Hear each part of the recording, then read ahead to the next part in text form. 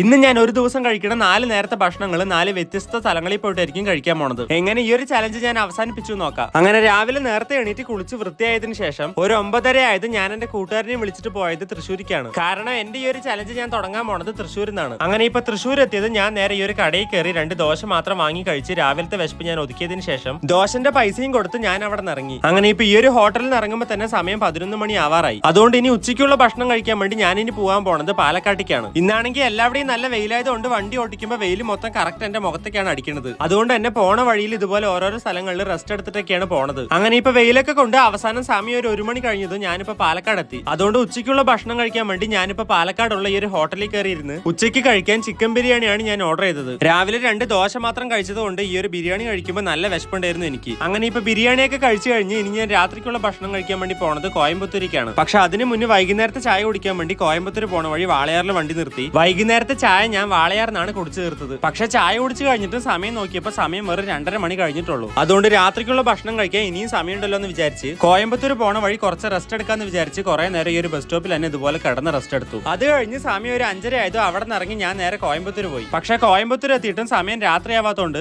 സമയം ഒന്ന് ഇരുട്ടാവുന്നത് വരെ സമയം കളയാൻ വേണ്ടി ഞാൻ വെറുതെ ഈ ഒരു പാർക്കിക്ക് വന്ന് മിണ്ടാണ്ടിരുന്നു. അങ്ങനെ ഇപ്പൊ എല്ലാം കഴിഞ്ഞ് സമയം രാത്രിയായി. അതുകൊണ്ട് രാത്രിക്കുള്ള ഭക്ഷണം കഴിക്കാൻ വേണ്ടി ഞാനിപ്പോ കോയമ്പത്തൂരുള്ള ഈ ഒരു തട്ടുകടയ്ക്ക് വന്നതിന് ശേഷം 2 ദോശയും ഒരു ഓംലെറ്റ് വാങ്ങി കഴിച്ച് എന്റെ ഈ ഒരു ചലഞ്ച് ഞാനിവിടെ അവസാനിപ്പിക്കുകയാണ്. അപ്പൊ ഇതുപോലെയുള്ള വീഡിയോകൾ നിങ്ങൾക്ക് ഇഷ്ടമാണെങ്കിൽ ഒരു സബ്സ്ക്രൈബ്. അപ്പൊ അടുത്ത വീഡിയോയിൽ കാണാം.